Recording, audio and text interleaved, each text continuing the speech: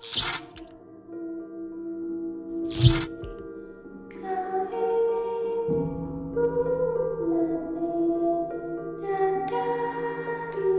ini dialami Ozzy dan teman-temannya ketika mendaki ke Gunung Arjuna via Lawang di tahun 2016. Jadi, secara tidak langsung yang mengalami kejadian ini bukan hanya Ozzy dan rombongannya, tapi semua pendaki Gunung Arjuna pada saat itu. Awal cerita, waktu itu Ozzy diminta adik kelasnya untuk mengantarkan mereka ke Gunung Arjuna. Sebut saja dia adalah Fauzi. Jadi, Ozzy ini posisinya udah lulus dari sekolah, tapi mereka berdua ini masih suka nongkrong bareng di luar jam sekolah. Seringnya nongkrong di warkop. Kenapa Fauzi ngajakin Ozzy? Katanya biar ada yang backup, karena dia mau ngajakin ceweknya. Ada temannya lagi, dan mau ngajak ceweknya juga. Ozzy iyain aja tuh ajakan si Fauzi, tapi dia juga gak mau sendiri. Masa iya nganterin orang pacaran sendiri? Gak pantas banget gitu kan? Dia ngajakin temannya. Sebut saja temannya Ozzy itu adalah Andi. Jadi mereka semua ini dulunya juga satu sekolah. Singkat cerita, tibalah waktunya berangkat. Mereka sepakat buat ketemu di alun-alun kota Jombang. Jadi mereka semua ini tinggalnya satu kota di Jombang, hanya saja berbeda daerah. Setelah udah pada ngumpul, mereka langsung tancap gas menuju ke pos pendakian Gunung Arjuna via Lawang. Jadi totalnya mereka ada 6 orang. Ozzy, Andi, Fauzi, Septian, Nisa, dan Dita. Nah, Fauzi dan Nisa ini pacaran, begitu juga dengan Septian dan Dita. Singkat cerita, sampailah mereka di daerah Lawang. Mereka sempat berhenti dulu untuk melengkapi logistik sekalian makan. Setelah itu, mereka lanjut berkendara lagi hingga sampai di pos perizinan pada jam 4 sore. Cukup ramai juga sore itu yang naik. Ada kira-kira 2 atau 3 rombongan gitulah yang juga mau naik. Sementara Andi mengurus izin, si Ozzy ini sempat ngobrol-ngobrol gitu sama rombongan pendaki lain. Karena memang dia ini orangnya gampang banget bergaul. Nah, setelah semua persyaratan mendaki sudah lengkap, mereka istirahat dulu. Dan tepat jam 6 atau habis maghrib gitulah, perjalanan baru dimulai. Di awal-awal perjalanan mereka masih jalan tanpa formasi, karena memang jalannya juga masih lebar melewati ladang teh. Sesampainya di barak petani teh yang terakhir, cewek yang 2 tadi udah pada kecapean dan minta istirahat dulu. Oke lah, mereka istirahat dulu, dan saat itu sudah jam 7 malam. Udah 1 jam nih perjalanan dari pos perizinan sampai di sini, karena memang itu cukup jauh dan jalannya mereka juga terhitung pelan banget. Selain jalannya yang cukup menanjak dan bebatuan, mereka yang cewek juga masih pada pemula. Sambil istirahat itu mereka ngobrol-ngobrol gitu, dan tujuan mereka malam ini adalah bermalam di pos 2. Atau pos lincing. Nah, setelah cukup istirahat mereka lanjut jalan lagi, dan kali ini jalannya berbaris. Andi yang bisa dibilang lebih berpengalaman, dia jalan di paling belakang, sedangkan Ozzy di paling depan. Tapi pas jalan itu si Ozzy ini selalu kecepatan. Jadi tanpa sadar, dia ini jalannya cepat banget. Gak tahu dia yang kecepatan atau yang lain yang pada lambat. Seringkali dia diteriakin teman-temannya dari belakang biar gak cepet-cepet. Nah, sampai di sini Ozzy merasa sedikit kesel nih. Karena kalau jalannya pelan, itu bagi Ozzy malah tambah capek. Akhirnya dia kasih usul ke teman-temannya. Gimana kalau aku sama Andi jalan duluan aja sampai pos 2? Ntar sampai di sana kita langsung masak biar kalian bisa langsung makan dan istirahat. Semuanya pada setuju. Karena ya masuk akal juga tuh, ntar sampai di sana tinggal makan aja. Setelah semuanya setuju, Ozzy dan Andi jalan ngebut biar cepet sampai di pos 2. Nah, di sini awal kejadian horornya. Pas lagi jalan berdua sama Andi, di tengah perjalanan mereka ketemu sama sekumpulan orang. Nggak tahu orang atau gimana. Yang jelas, mereka-mereka itu pakai kain putih yang nutupin ujung kepala sampai ujung kaki.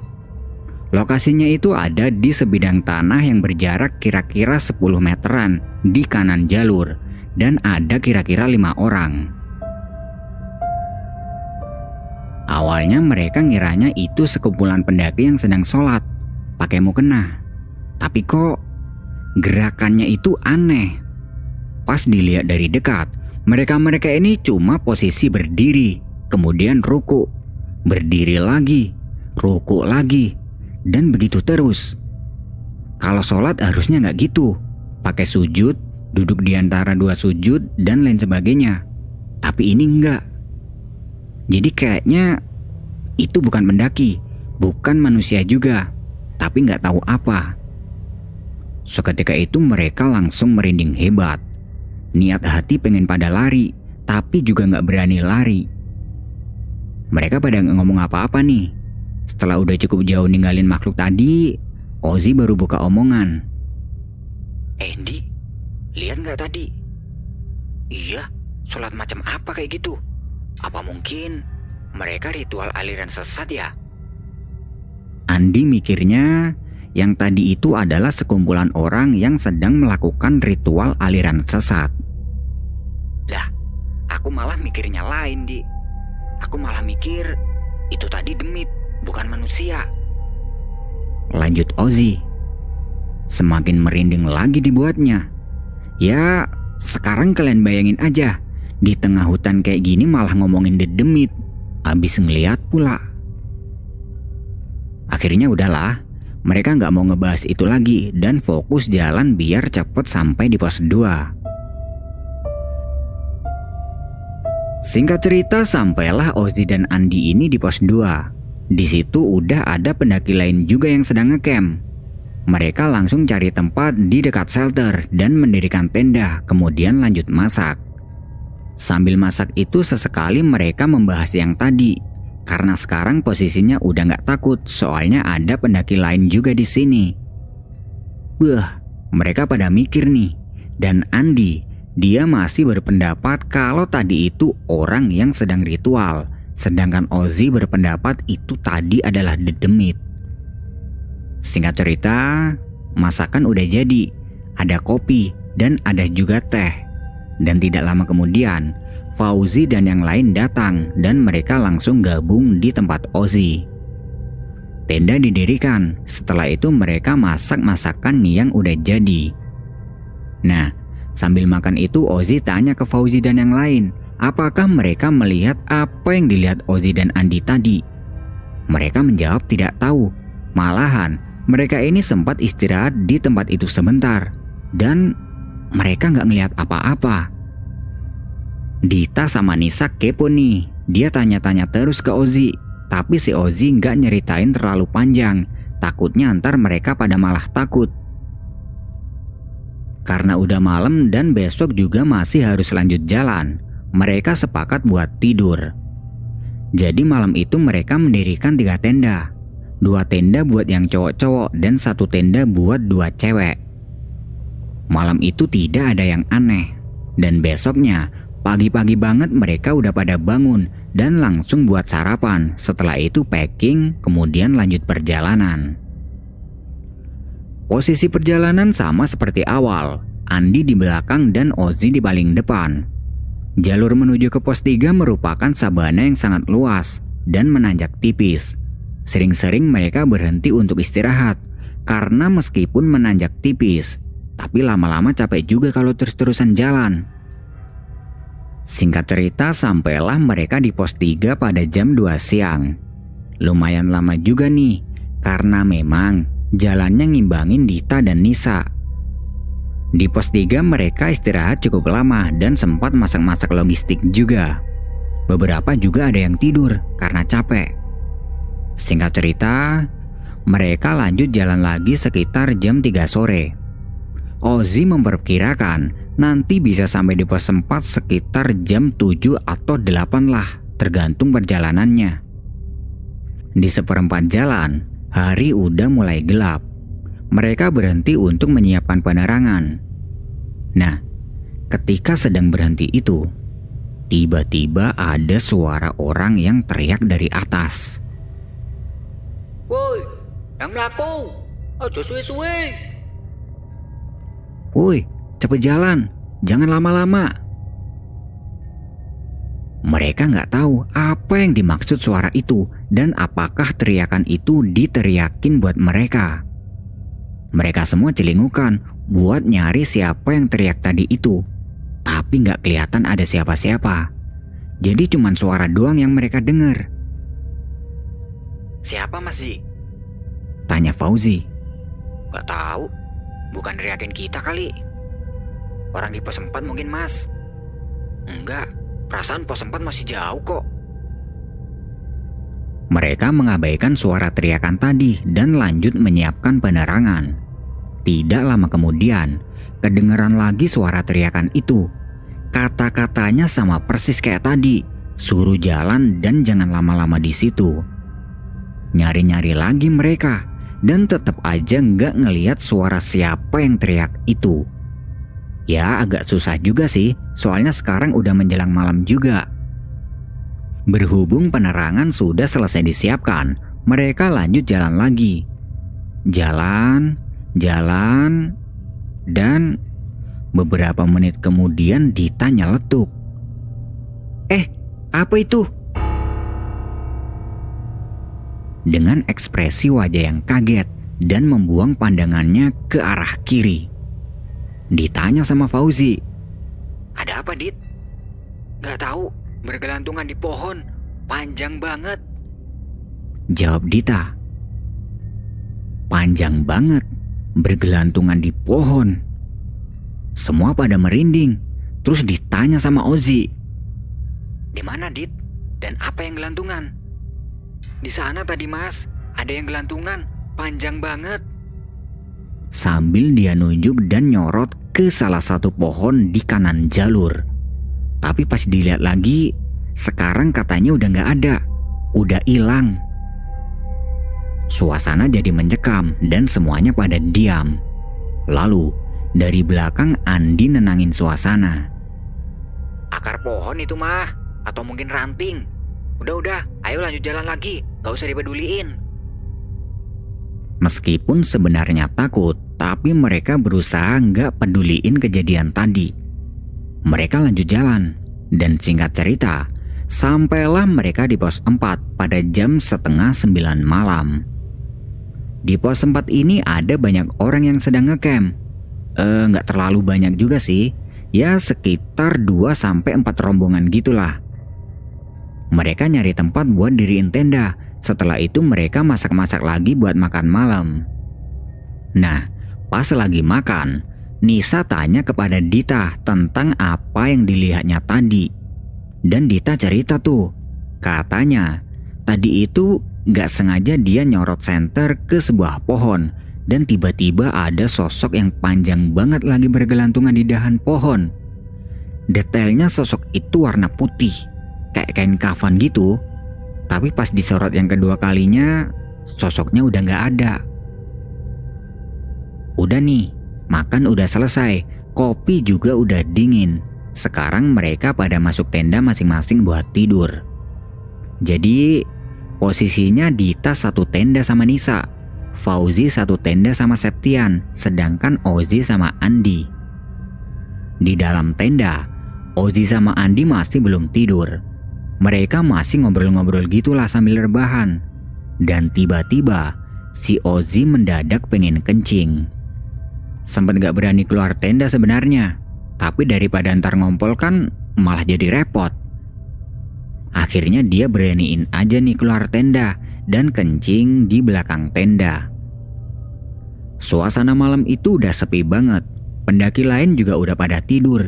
Tinggal sisa bara api sisa pendaki lain yang bikin api unggun tadi. Nah, pas lagi kencing nih, tiba-tiba dia dengar ada suara gaduh dari arah atas. Jadi suaranya itu kayak lagi ada banyak orang yang saling ngomong. Cuman nada omongannya itu ngeri banget. Jadi gimana ya? Susah juga jelasinnya. Kalian pernah tahu kegiatan tahlilan nggak? Nah, jadi kalau tahlilan itu kan orang pada baca tahlil bareng-bareng tuh. Dan pasti ada nadanya. Nah kayak gitu, tapi ini bukan tahlilan. Jadi kayak macam ritual gitulah. Dia cepat-cepat menyelesaikan kencingnya nih. Setelah itu dia amati suara itu. Kayaknya ini suara bersumber dari atas, dari hutan Lalijiwo. Kedengaran cukup jauh. Dia nggak ngegubris dan balik ke tenda. Ternyata si Andi juga dengar hal yang sama. Dan anehnya, suara gaduh itu kedengaran lebih jelas kalau di dalam tenda. Seakan-akan orang-orang gaduh ini ada di sekitaran pos 4 sini. Selain takut, mereka berdua penasaran. Kemudian mereka sepakat buat keluar tenda buat cari tahu ini suara apa. Keluarlah mereka berdua sambil bawa senter. Tapi kalau di luar tenda ini, suara gaduh tadi itu kedengaran jauh di atas. Aneh banget kan? Tidak lama kemudian, gak ada angin gak ada apa, tiba-tiba ada satu orang yang jalan dari bawah. Dia mau ke atas. Kalau dilihat-lihat, orang ini bukan pendaki karena dia nggak pakai atribut pendaki. Dia cuma pakai kaos kuning lengan panjang, celana bahan hitam, dan pakai topi rajut. Sempat kaget juga kan, karena tiba-tiba aja orang itu lewat gitu aja. Dia lewat dan gak bilang apa-apa ke mereka. Jadi orangnya ini nyelonong aja gitu. Parahnya, orangnya itu gak bawa penerangan sama sekali. Ozzy sama Andi juga nggak berani nyapa karena takut. Setelah itu mereka berdua buru-buru masuk ke dalam tenda. Dan suara gaduh tadi itu masih kedengaran jelas dari dalam tenda. Karena emang nggak tahu itu apa dan suara apa, mereka sepakat buat nggak peduli aja. Kalaupun itu bukan suara orang, alias suara dedemit. Yang penting niat mereka di sini nggak ganggu. Mereka pasang sleeping bag dan berusaha tidur ditemani suara gaduh yang aneh itu. Besoknya, pagi-pagi banget mereka udah pada bangun dan langsung bikin sarapan. Sambil masak itu, Ozzy tanya pada yang lain, semalam denger suara yang dia denger nggak? Dan si Septian nyeletuk. Katanya, dia sempat kebangun dan juga dengar suara itu. Tapi karena posisinya ngantuk, dia nggak peduliin dan balik tidur lagi. Nah, berarti bukan cuma Ozzy sama Andi aja kan yang semalam yang denger? Posisi masih membahas tentang suara aneh semalam nih. Dan tiba-tiba ada satu orang pendaki yang datang buat minta gula. Pendaki itu mendengar percakapan mereka dan dia juga bilang, katanya salah satu temannya juga ada yang dengar suara itu semalam. Menurut pendaki itu, suara semalam itu adalah suara ritual ngunduh mantu dari bangsa gaib. Udah pada tahu ngunduh mantu kan? Taulah, jadi di sini gue nggak usah jelasin. Nah, untungnya dari sekian pendaki yang ada di sini nggak ada yang didatengin atau ditampakin apa-apa. Misal ada, bisa jadi orang yang ditampaki itu akan dijadikan menantu oleh bangsa jin, alias dinikahkan sama bangsa jin. Itu kata pendaki yang minta gula tadi. Suasana jadi mencekam nih, tapi untungnya sekarang ini siang hari. Singkat cerita, setelah selesai sarapan dan segala macam, mereka packing logistik untuk dibawa summit ke puncak. Mereka jalan bareng sama rombongan lain. Meskipun jalannya mereka ini lambat, tapi akhirnya mereka bisa sampai di puncak Gunung Arjuno tanpa ada kendala apapun. Mereka sampai di sana sekitar jam 11 siang. Have fun lah mereka di puncak, foto-foto dan segala macam. Setelah itu mereka balik lagi ke pos 4 dan sampai kembali di sana sekitar jam 1 siang. Sampai situ mereka istirahat sebentar. lanjut packing-packing, kemudian jalan balik turun. Di perjalanan turun, udah nggak ada kejadian horor lagi, hingga sampai di pos 2 pada jam 4 sore. Baju dan muka udah sama-sama kucel nih. Setelah beberapa menit istirahat di pos 2, mereka lanjut lagi jalan turun. Nah, di perjalanan turun dari pos 2 itu, Ozzy dan Andi ngasih tahu nih ke yang lain tempat di mana dia melihat ada makhluk aneh yang sempat dia lihat semalam. Karena sekarang siang, jadi mereka udah pada nggak takut. Fauzi bilang, ya di tempat ini juga kemarin dia dan yang lain ini sempat istirahat sebentar, tapi nggak ngelihat ada apa-apa. Cuma sebidang tanah datar doang, ya kayak sekarang ini. Akhirnya ya udahlah, yang penting di antara mereka nggak ada yang kenapa-napa. Mereka terus jalan hingga sampai di area perkebunan teh. Sore hari membuat perkebunan ini kelihatan keren banget. Mereka menyempatkan untuk mengambil beberapa gambar sebelum akhirnya sampai kembali di pos perizinan.